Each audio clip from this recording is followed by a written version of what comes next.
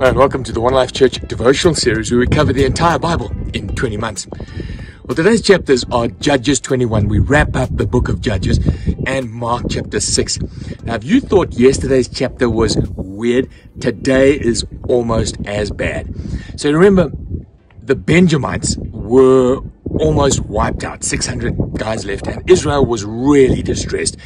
And they made a covenant, they made a vow at Mizpah that they would never let their children marry a Benjamite. Why? Because they had behaved so despicably with that concubine. But now it put them in a tricky position because they reflected on the fact that Israel was almost down to 11 tribes. They were distressed. How are these 600 soldiers from Benjamin going to find wives if we've vowed that we won't let our children marry them? So what they should have done then is they should have repented of that stupid vow, of that sometimes we say things to God where we should just repent and take it back, but they didn't. So they thought, okay, well, how are we going to do this? So being legalists under the law, they said, well, was anybody not present when we made that vow? So technically their wives could marry the Benjamites.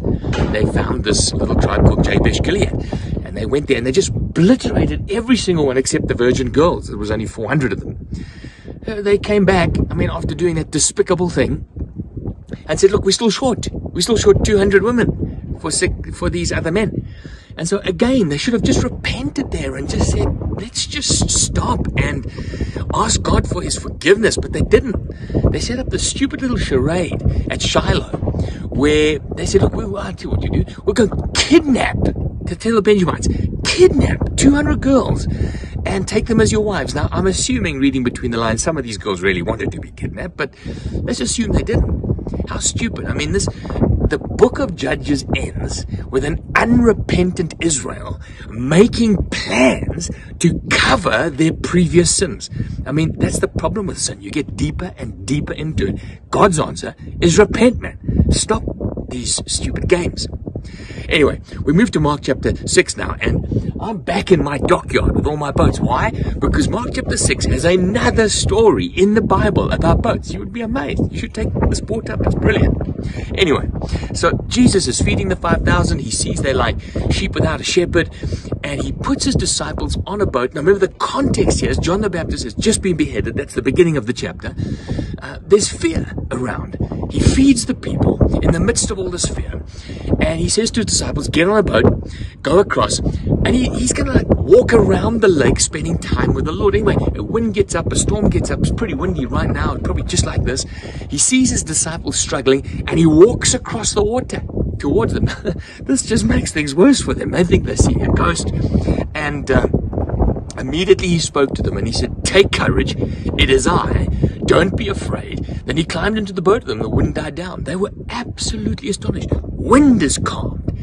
The fear is gone. And Jesus is just like, who is this?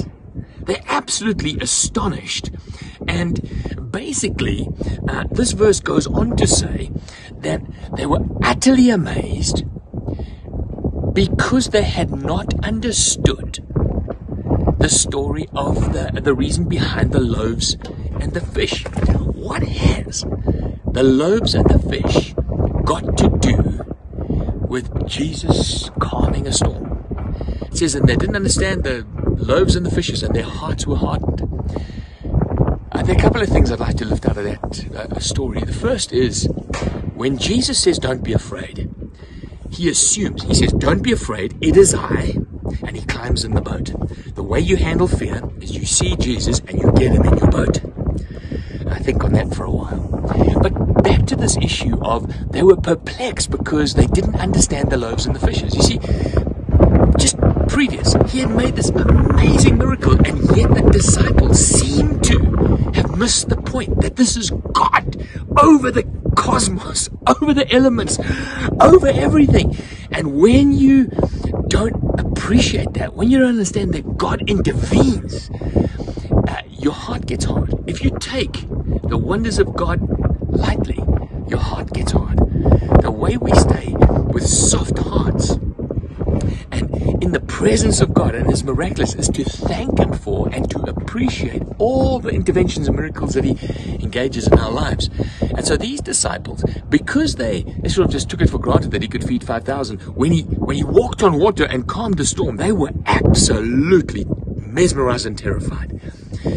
God never wants us to become familiar, complacent, and just lackadaisical about His intervention. It is awe-inspiring. Every time He gives you a salary, that He saves a friend, that He intervenes, that He heals a loved one. Amazing. God calls us to live with soft hearts, in awe and reverence of Him.